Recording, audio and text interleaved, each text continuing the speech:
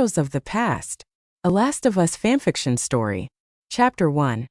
A new beginning. Bella's breath hitched in the cold air as she stepped through the gates of Jackson. The walls were a sight she had never imagined seeing. A place that seemed almost too good to be true in a world so broken. People moved about, tending to their animals, chatting in small groups, living their lives as best they could.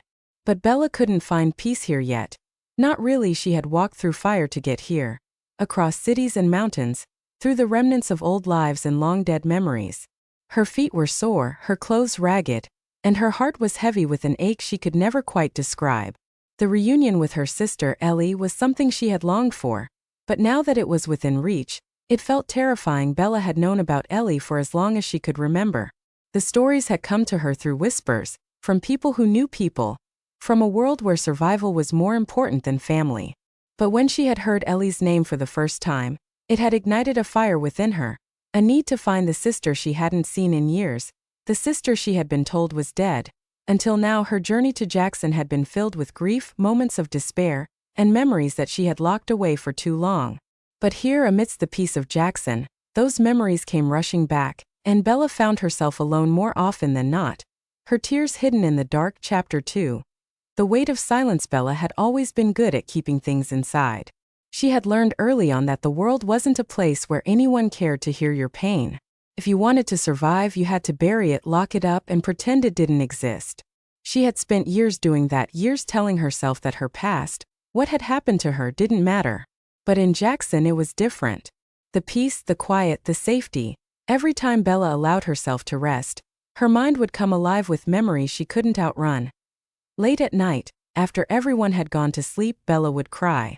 It wasn't loud, it wasn't dramatic, but it was constant. She would sit on the floor in her small room, knees hugged to her chest, and let the tears fall.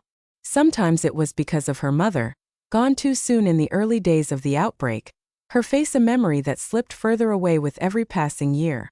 Other times it was because of the years of loneliness she had endured, the violence, the abuse, the things that she couldn't erase from her mind. Bella's heart felt like it was breaking every time she allowed herself to grieve.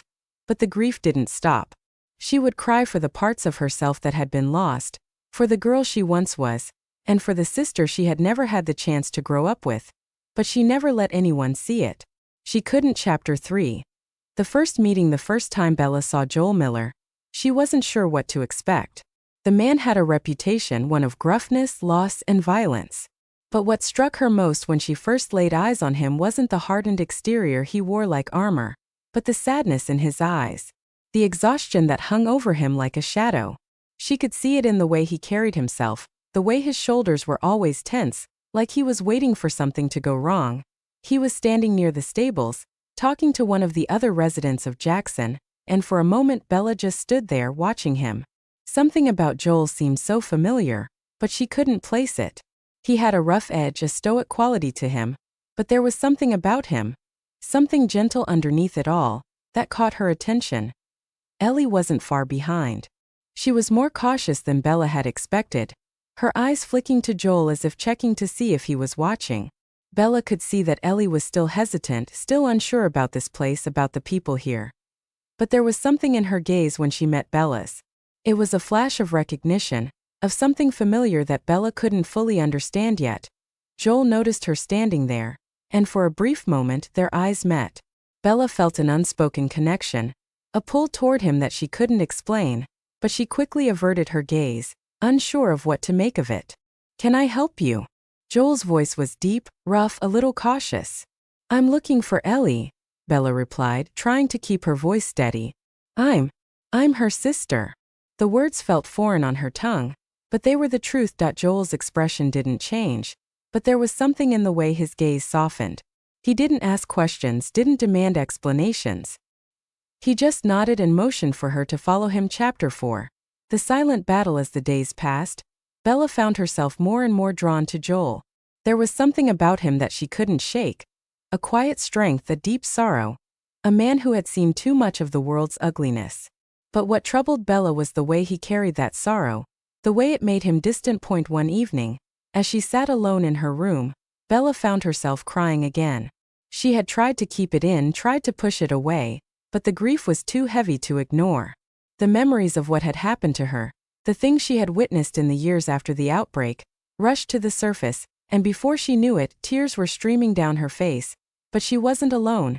The door creaked open and Joel stepped inside, his eyes soft with concern. "Bella," he said quietly. "You okay?"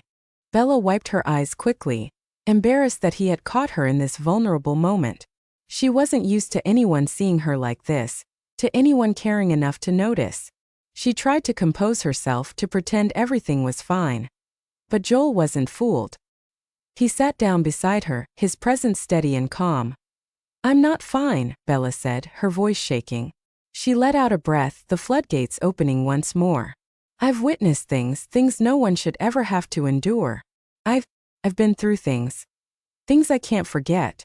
I can't forget what was done to me." Joel didn't speak at first. He simply sat there listening, letting her cry. But when Bella stopped speaking, when her sobs quieted, he placed a hand on her shoulder gently. "You're here now," Joel said, his voice thick with the weight of what she had said. "You've made it this far. You're stronger than you think."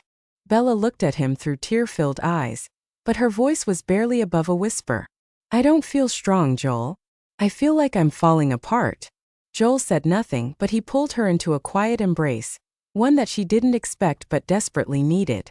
It wasn't the kind of comfort she was used to, but it was enough. For the first time in what felt like ages, she no longer felt alone. Chapter 5. A shared memory. The next morning, Bella woke up with a feeling of heaviness in her chest. She had never been good at letting things go, at moving forward, but something had changed in her after the night with Joel. He had seen her in her weakest moment, and yet, he hadn't turned away. That act of kindness, of quiet understanding, stayed with her. Later that day, Bella found herself out in the garden, absent-mindedly pulling weeds and rearranging some of the plants.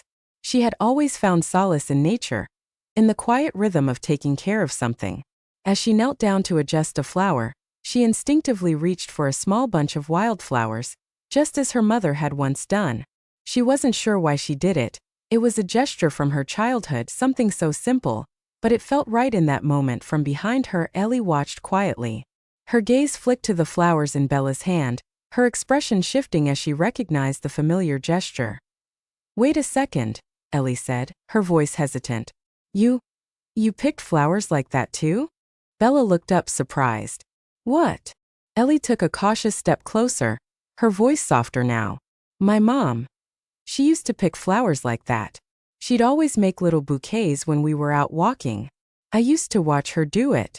The words hit Bella like a wave, and for a moment, she could only stare at Ellie, who was looking at her with a mix of awe and understanding. "I didn't know," Bella whispered. Ellie's eyes softened. "It's okay," she said, her voice quiet but full of emotion. "It's okay." And then, to Bella's surprise, Ellie reached out and pulled her into a hug. It was hesitant at first, but then Ellie held her tighter, her arms wrapped around Bella like a lifeline. Bella's heart fluttered with the weight of the moment, the sense of belonging she had been searching for. In Ellie's arms she felt a connection, a bond that had been missing for so long. Chapter 6. Moving forward, as the days turned into weeks, Bella and Joel grew closer. The distance between them slowly faded, and though they never spoke of the things they had both been through, there was a quiet understanding between them. Joel had his own scars, his own past that haunted him, but in some ways Bella's presence seemed to help him as much as it helped her. One night, as they sat around a fire together, Joel looked at Bella, his gaze soft but serious. "You're not alone in this," he said, his voice soft yet brimming with meaning. "None of us are." Bella's heart swelled as she looked at him, her eyes filled with gratitude. "Thank you," she whispered, her voice thick with emotion. Joel gave her a small nod, his gaze steady. "We're all we've got now." And for the first time in a long time, Bella felt like she had a place to belong. A family, however imperfect it might be.